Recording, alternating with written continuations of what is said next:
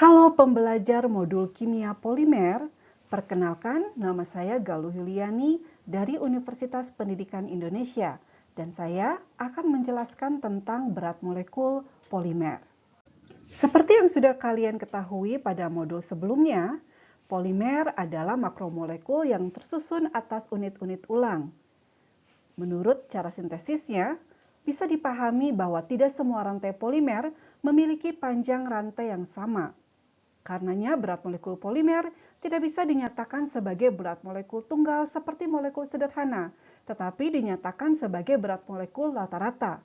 Artinya, terdapat sejumlah fraksi polimer pada setiap rentang berat molekul tertentu, seperti yang bisa kalian lihat pada gambar. Terdapat beberapa jenis berat molekul polimer.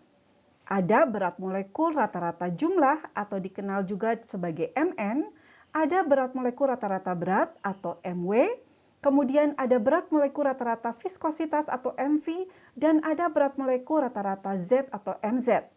Tiap-tiap jenis berat molekul ini dihitung dengan cara statistik yang berbeda, kemudian dapat ditentukan dengan teknik yang berbeda pula. Ada beberapa jenis istilah yang perlu Anda pahami. Yang pertama adalah distribusi berat molekul polimer. Distribusi berat molekul polimer menggambarkan jumlah fraksi-fraksi polimer pada rentang berat molekul tertentu.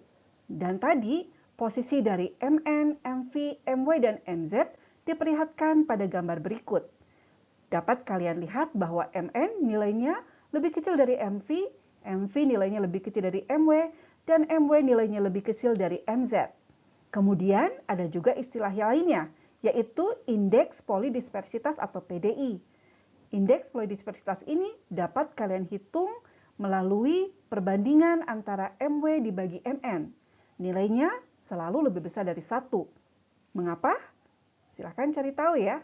Kemudian, indeks polidispersitas yang sama dengan 1 artinya polimer tersebut bersifat monodispers. Sementara untuk indeks polidispersitas lebih besar dari 1, artinya polimer tersebut bersifat polydisperse. Sekarang, mari kita berlatih untuk menghitung berat molekul rata-rata jumlah. Tadi kita sudah tahu rumusnya ya. Kemudian ini adalah data distribusi berat molekul yang diperoleh menggunakan alat GPC. Kemudian kita bisa menghitung berat molekul rata-ratanya atau MI. Di sini untuk kisaran berat molekul 5.000 sampai 10.000, maka rata-ratanya 7.500. Dan diketahui fraksi jumlah polimer dengan berat molekul antara 5.000 sampai 10.000 adalah 0,05. Kemudian kita bisa menghitung XI dikali MI, yaitu perkalian 7.500 dikali 0,05 sama dengan 375. Kita juga bisa lihat di sini bahwa paling banyak polimer berada pada kisaran berat molekul 20.000 sampai 25.000 karena fraksi jumlahnya mencapai 0,27. Dari perhitungan XI dikali MI, kita bisa jumlahkan seluruhnya menghasilkan Mn.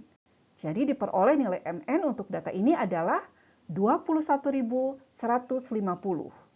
Bagaimana dengan Mw? Sama saja, tapi di sini kita memerlukan data fraksi berat atau WI, sehingga nanti kita bisa menghitung perkalian WI dikali MI. Berikut adalah datanya. Dengan cara yang sama, kita bisa menjumlahkan hasil perkalian WI dikali MI. Dan jumlahnya adalah 23.200. Jadi, nilai MW-nya adalah 23.200.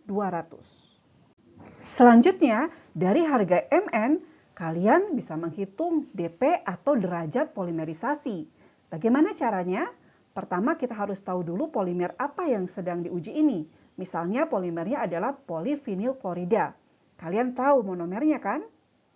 Ya, vinyl klorida dengan rumus molekul C2H3Cl. Apabila dihitung, kita akan mendapatkan massa molar dari vinyl klorida, yaitu 62,50 gram per mol.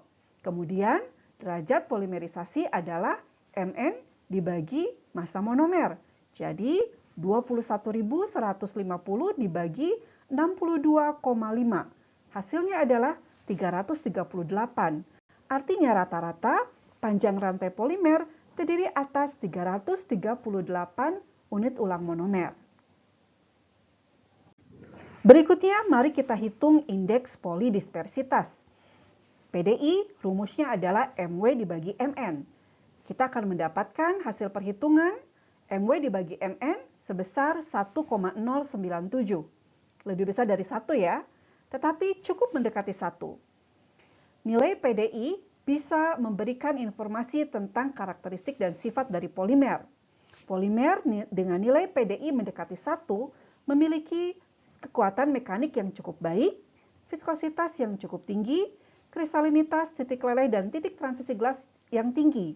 Tapi viskositas yang tinggi seringkali kurang menguntungkan pada kemudahan pemrosesannya, karena polimer yang terlalu kental biasanya sulit untuk diproses lebih lanjut. Sekian video tentang berat molekul polimer. Sampai bertemu lagi di video selanjutnya. Sampai jumpa!